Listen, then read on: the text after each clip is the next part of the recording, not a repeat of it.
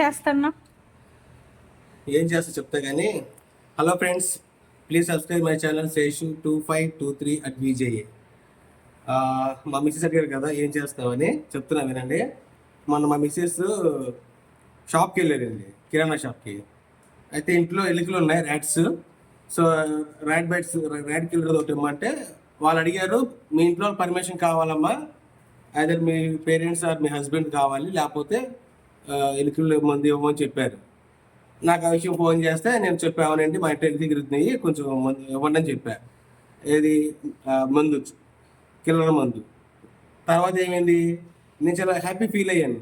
Okay, care ఉంది కథ ladies మీద, ఇంట్లో వాళ్ళకి భయం కూడా ఉండిద్ది, కిరాణా వాళ్ళకి ఇట్లాగే గవర్నమెంట్ రూల్స్ పెట్టింది, చాలా మంచిది అని అనుకున్నా. ఒక 4-5 days తర్వాత అవి చావకపోతే నేను వెళ్ళా, మా మిస్సెస్ బయటికి వెళ్ళినందుకు. సో నేను వెళ్ళి అడిగితే ఏమంటే ఇట్లాగా ఎలుకల ముందు కావాలి ఇవ్వండి అన్నాను. ఎంత కావాలి అన్నారు. ఒక 100 rupees సరిపోద్దా అన్నాను. 100 అయినా 300 తీసుకోండి అన్నాడు. 300 దేనికేంటి అవసరం లేదు అనేసి అన్నా. ఏం అవసరం లేదు సార్ అన్నారు.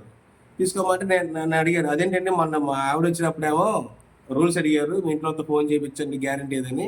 మరి నన్ను అడిగారు ఏంటంటే, ఏం అవసరం లేదు సార్, మన మగాళ్ళకి ఉంటే ఎంత ఊడిపోతే ఎంత, మగాళ్ళ మీద ప్రేమలు ఏం లేవులేండి గవర్నమెంట్కి, ఉంటే పోతే పోయండి, మీకు ఎంతకాలం తీసుకెళ్ళని చెప్పారు. అట్లా ఉంటుంది మా మగవాళ్ళ యొక్క పరిస్థితి.